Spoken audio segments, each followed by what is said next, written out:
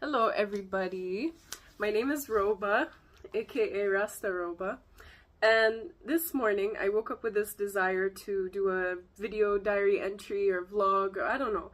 I just felt like I needed an outlet to express some of my thoughts and my reflections. Although most of these reflections and thoughts that I'm about to speak about, I haven't really found the right words to express myself, so I'm figuring it out as I'm speaking out loud.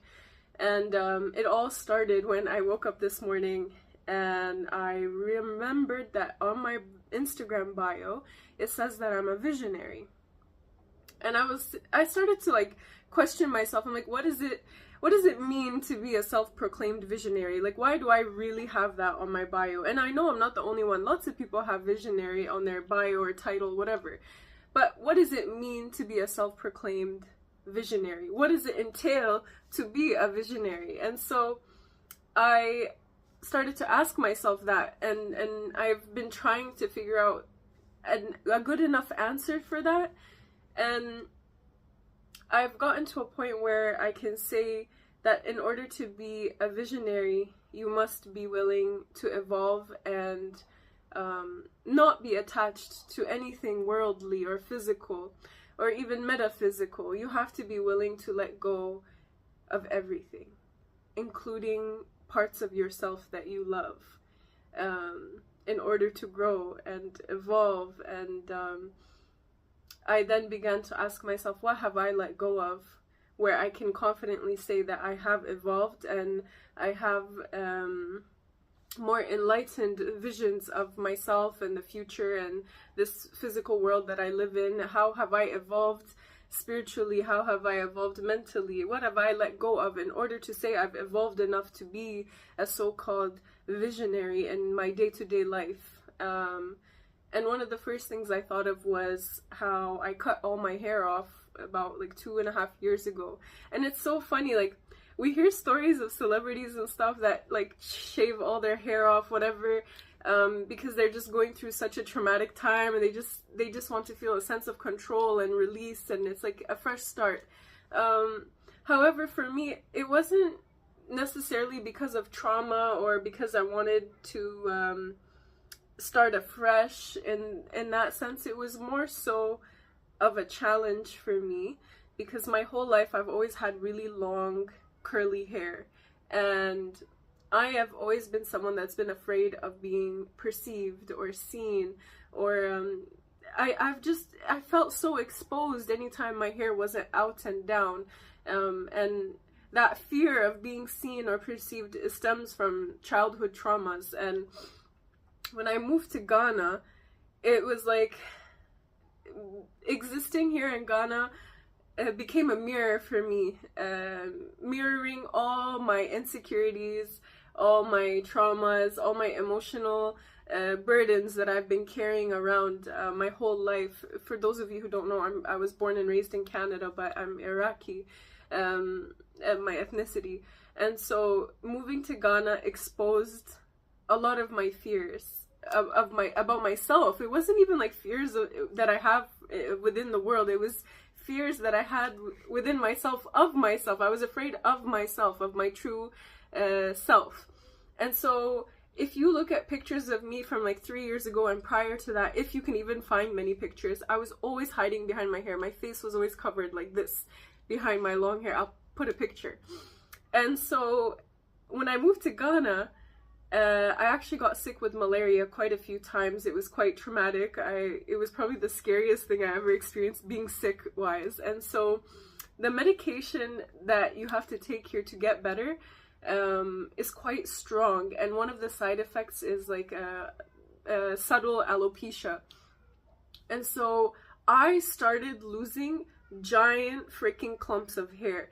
This hair that I love and I hold so dearly and I cherish, and it's such a big part of my identity, I started losing it. And I didn't really show this on social media. I didn't really talk to many people about it. I think maybe just people close to me, family, you know, one or two really good friends. And I was showing them like, bro, I'm losing chunks of hair. Like, you were able to see my scalp coming out on the sides, but because I had such long hair and it was so voluptuous, you couldn't really tell unless you see my hair wet, and like, or if I had pulled it back, you would see my scalp. And I felt like I was losing a big part of myself. Like, I was crying about this every day. Every time I had to wash my hair, every time I had to brush it, I was just crying because I felt like every strand that was being lost, I was losing a part of myself. Can you imagine? Like, hair is just an extension of me, but I felt like I was losing a part of me internally, all because of malaria and its medication. And so almost a year goes by where I'm still losing hair no matter what I do, no matter what remedies. It didn't matter what I did, I was losing so much hair. And I got to a point where I was like, you know what, I need to cut it. Even though I don't want to, but I feel like I need to cut it. I need to cut it. So it was like down here, I cut it to here, and then a couple months later I was like, okay, maybe I just need to go shorter, because I was still losing hair. And then it got to a point where I was like, I need to cut all of it. And I buzzed the sides of my hair. I only left a tiny bit up top here. Listen, I know it's not a big deal to maybe anybody else, or maybe some people can relate, but cutting my hair to that point was the most challenging thing for me, because my face was exposed to the world. I felt like I was exposed. I felt like I was naked. I genuinely felt like I was naked. And it forced me to see myself in the mirror as I am internally, not what I am physically. And it really changed my relationship with myself and my hair and how I view my hair. I felt like I was nobody without my hair, but when I had to cut it, and I was like forced to see myself, raw, vulnerable Roba, in the mirror, nothing to hide behind, and look myself directly in the eyes, no hair covering, nothing. It was scary. It was scary. It was very scary, and it took a long time for me to really be comfortable with it. I had to be comfortable with the fact that I was uncomfortable, and you know, I had so many people say, oh my god, why did you cut your hair? Like, it was so beautiful, blah, blah. But they didn't really know what was going on with my hair loss. Fast forward, my hair has been growing slowly, and it's starting to get to a point where now it can cover my face again. And I've fallen back into this comfortable pattern where I want to cover my face again. And I'm not, it's like I'm not understanding why, because if I was comfortable enough to let it all go and not have long hair for such a long period of time, why am I falling back into it again? And now that journey, that lesson is forcing me to sit back and be like, yo, if I need to cover my hair sometimes, it's okay. I'm still Roba. Whether my hair is out or not, I'm still Roba. Is it because I want people to perceive me as this girl with beautiful long curly hair, or do I want people to see me, for who I am inside? And it's like I was being, how do I explain it? I guess you could say superficial. I was like, I want people to see me for the first time. I want their first impression of me to be like, yo, this girl has beautiful curly hair. And so what? Lots of people have beautiful curly hair. What about me? What about me inside? What about what I bring to the table? What about my life experiences? What about all the lessons I've learned? What about this crazy path I have walked to be standing here today? Who cares about my curls? Even making this video right now, I was like, I had to look in the mirror and be like, yo, you don't need to do your hair. Your curls don't need to be out. They don't need to be, you can cover your hair and still make this video and still have it be relevant to me. It doesn't matter if anyone else cares or not. It's relevant to me. Whether my hair is out or not, it's relevant to me. So, back to what it is to being a visionary. I had to evolve in how I perceive my physical self in order to have accurate visions of my higher self. And my higher self has nothing to do with my physical self? Is hair an extension of myself? Yes. Is hair a very spiritual thing? Yes. Is hair a very powerful, I don't even know the right word, but hair is powerful. Hair, especially me, as someone who really admires and tries to be in tune with Rastafarian philosophies, hair is a powerful thing. In many cultures, in many religions, in many spiritual sects, hair is a powerful thing, and that's why hair is often covered up. When someone is deeply rooted in their spirituality, they often cover up their hair because that's how powerful it is. You don't want any external influences harming you through your hair. Your hair is like whatever you experience from the outside, it comes in through the roots, you know? But that's a whole nother topic. And so I'm trying to heal that relationship between wanting to be seen for my physical and wanting to be seen for my spiritual and internal. And that is what makes me a visionary, is that I am able to look forward and see myself after I have evolved from a certain point in my life. And those visions of my evolved self is what fuels my passions. It's what fuels my art. It's what fuels my comedy. It's what fuels my day-to-day life. Those visions are what make me who I am, a better version of who I am, and it means I have to let go of a lot of things. The hair thing is just one example of many things I've had to let go of, and it's such a profound one.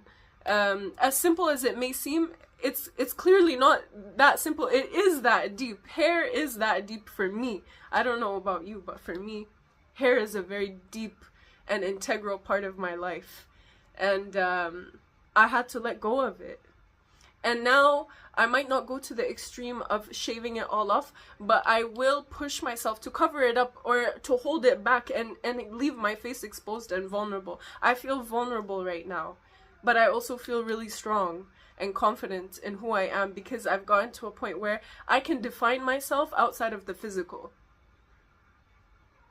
That's what makes somebody a visionary, is when you can see past the physical. Anyway, I don't know why I needed to make this video. I don't know how many people are gonna watch this, but I know that one day I'm gonna look back at this video and be like, yo, I'm proud of you. Because it's not easy to be vulnerable in a world full of masks. It's not easy to show up as your true authentic self. Even if you're still working on yourself, it's not easy to show up as yourself while you're in the middle of the process of evolving. And the crazy thing is, you never stop evolving. You keep going. You just keep going and going and going, and you just have to remember to stay grounded within. You have to stay grounded between you and yourself. Because when you're evolving like that, you can lose track. And I feel like making this type of video for myself helps me remember that I am on track. And I hope that whoever watches this, I don't know how many, maybe my close friends and family, whoever watches this, I really hope that my existence on this earth inspires you to be yourself. To show up as yourself. No matter how hard it is, no matter how lonely it may feel, I really hope I can show you, I can be that example for you to be yourself without fear of judgment, because it doesn't matter what anybody else thinks. This is between you and yourself. And as soon as you accept yourself as you are, imperfections and all, that is when the right people will be aligned in your path that will show you genuine love and respect. Because real recognizes real. And the realest people in my life right now are people who always show up as their most authentic selves. And I appreciate them more than they'll ever understand. And again, I hope my existence does the same for you. Anyway, didn't mean to get emotional, guys. I just needed to get this out of my system. Anyway, one love.